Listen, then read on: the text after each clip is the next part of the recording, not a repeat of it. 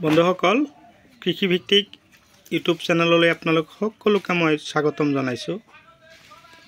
আজি মই এই পটলৰ হিপাখিনি গুৱাহাটী প্ৰাঞ্জল গগৈ দাদালৈ পঠিয়াই আছো। তো এখিনি হল হাইব্ৰিড জাতৰ পটলৰ লতি।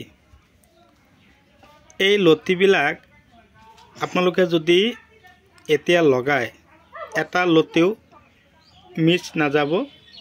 এসপ্তাহ পিছৰে পৰাই ধুনীয়াকৈ গজালি মেলিব। মোটামুটি পটলৰ গছটো চাং পাওঁতে অকমান দেৰি হয়, কমেও 2 পৰা 2.5 মাহ লাগি যায়। এই 2 পৰা 2.5 মাহ যে লাগিব, তাৰ মাজতে আপোনালোকে পোকৰ ঔষধ স্প্ৰে কৰিব লাগিব, দানা স্প্ৰে কৰিব। কৰি দিয়াৰ পিছত যেতিয়াকৈ চাং পাব, একেৰাহে আপোনালোকে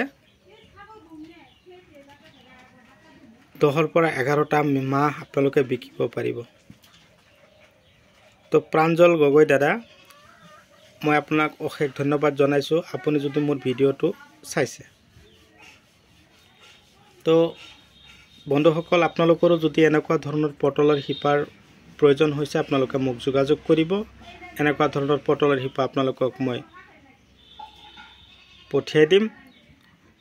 চাওক, হিপাৰ কেৱল লতি নহয়, লতিৰ লগত হিপাও আছে, দুটা একেলগে ধুনীয়াকৈ লগাব। লগোৱাৰ পদ্ধতিটো হ'ল শাৰীৰ পৰা শাৰীৰ দূৰত্ব 4 ফুট আৰু গছৰ পৰা গছৰ দূৰত্ব 3 ফুটকৈ ৰাখি আপোনালোকে লগাব। আৰু পটলৰ ধৰণবিলাক চাওক কিমান ধুনীয়া হৈছে।